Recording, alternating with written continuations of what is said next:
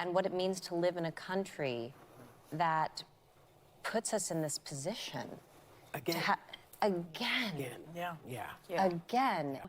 Don't think about it as a baby, because it's not. It's totally just a clump of cells. And what a world we live in that you can't even go kill your baby whenever you want. How dare America do this again? Again, she says.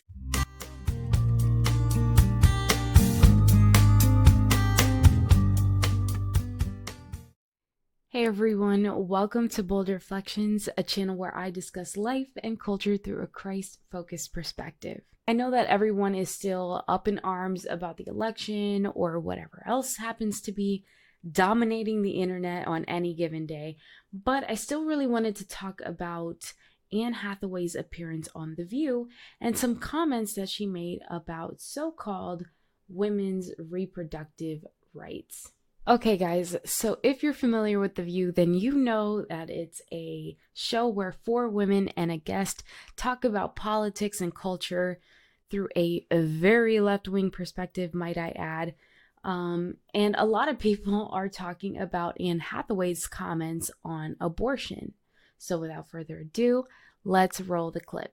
So while we're on the topic of that, you know, The Devil Wears Prada did turn 16 this summer. Yes. The time flies, boy. So you wrote this on Instagram, quote, "I am struck by the fact that the young female characters in this movie built their lives and careers in a country that honored their right to have choice over their own reproductive health.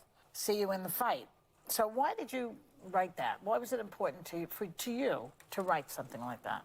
Because we're in the fight. Yeah. We're in the fight every day. We're in the fight every minute. And you mentioned The Devil Wears Prada turning sweet 16. Yeah. Some 16-year-old's life has been irrevocably changed because of the current overturning of Roe v. Wade. And in this character, I played a young woman who was starting out her career. And when you are a young woman starting out your career, your reproductive destiny matters a great deal. Of course. Yeah. And it had just happened, and I think about it all the time. I think we all think about it all the time, and what its implications are, and what it means to live in a country that puts us in this position. Again. Again. And so if I were to play that role nowadays, I couldn't take that for granted. I couldn't take that freedom for granted, the freedom of choice. And by the way, this is not a moral conversation about abortion. Right. This is a practical conversation about women's rights. And by the way, human rights, because women's rights are human rights. And the freedom that we all need to be able to choose and build our lives and have access to excellent health care. Let's start off by pointing out the euphemisms. Abortion, whether you like it or not, is the murder of an unborn baby. So right there, just in the language itself of the topic of abortion, abortion itself is a euphemism. Then we have reproductive rights.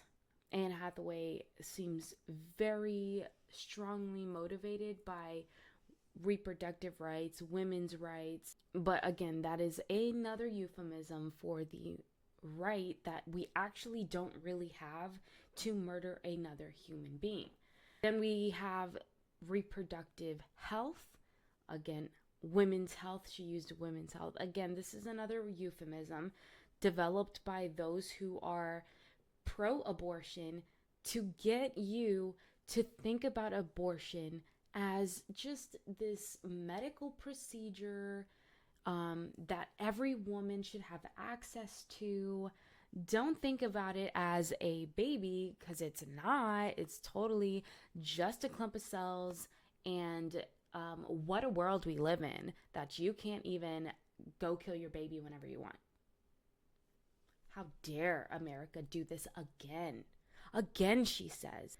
So she also goes on to say that abortion is another word for mercy.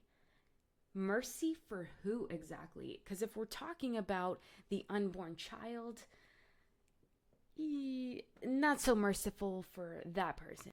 Anne Hathaway appeals to people's emotion, as does most of the pro-choice side. And it's how people are led to believe that this is the side of compassion for the mother. This is the side of, mercy for the 16-year-old who gets pregnant and now can't build her career or her life because it's irrevocably changed, as Anne Hathaway puts it. But simultaneously, we are dismissing the humanity of the child. And I think that's the complete opposite of mercy. It's cruelty. The pro-choice side uses emotional manipulation to get away with the fact that we are advocating, and I say we, but the pro-choice side is advocating for the death of a human life. And you have to soften the blow. You have to use euphemisms. You have to say things like, well, my movie was 16 years old and, other 16-year-olds can't murder their children now, and it's just terrible. You have to do things like that because the cold, hard fact is sobering. If Anne Hathaway has had an abortion, which I don't know, but from the clip, it sounds like when she says, in my own experience, it indicates that either she or someone that she cares about or someone that she's interacted with, I don't know, has gotten an abortion. And to face the cold, hard truth that someone has chosen to end the life of their own child. I mean, how do you cope with that?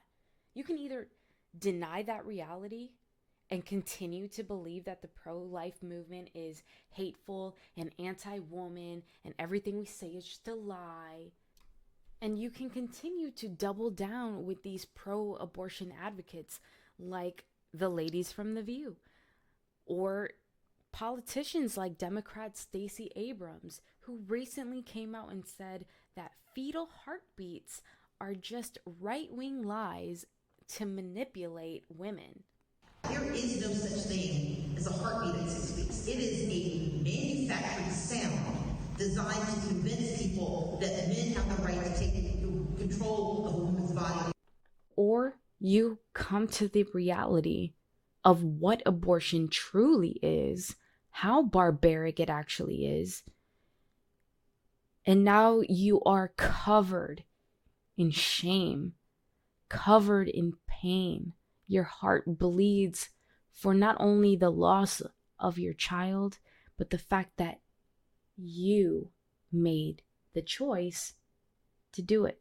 And this is the main takeaway from my video today, is that now there is no condemnation in Christ Jesus. And that is why I so strongly want to call out the deception and the emotional manipulation, call out the lies. Because if you are someone who is starting to face this reality of what you have engaged in, this sin that you've committed, you can turn to Jesus. You can turn to the one who is truly merciful, who sees what you've done, who knows your child that is no longer with us, and still loves you and still died for you. He died for all of us. None of us are perfect. I'm flawed. I'm fallen. That I can definitely say. But there is a strong presence of darkness in our culture that gets people to believe that abortion is just women's rights. It's just reproductive health care. But the real fact is that that unborn life is an image bearer of God. And those women, like Anne Hathaway, for example, or anyone who's watching really, who has fallen for the deception in our very dark culture. We have a very dark culture that perpetuates death. His blood can wash away all of the guilt, can wash away all of that shame, and you can be a new creation, literally a new creation in Christ. There is true mercy in Christ and true freedom in Christ. But she did get one thing right. It is a fight. We are in it.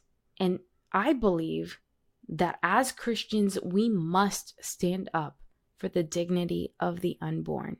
Okay, guys, so what do you think about Anne Hathaway's comments on abortion? Is it merciful?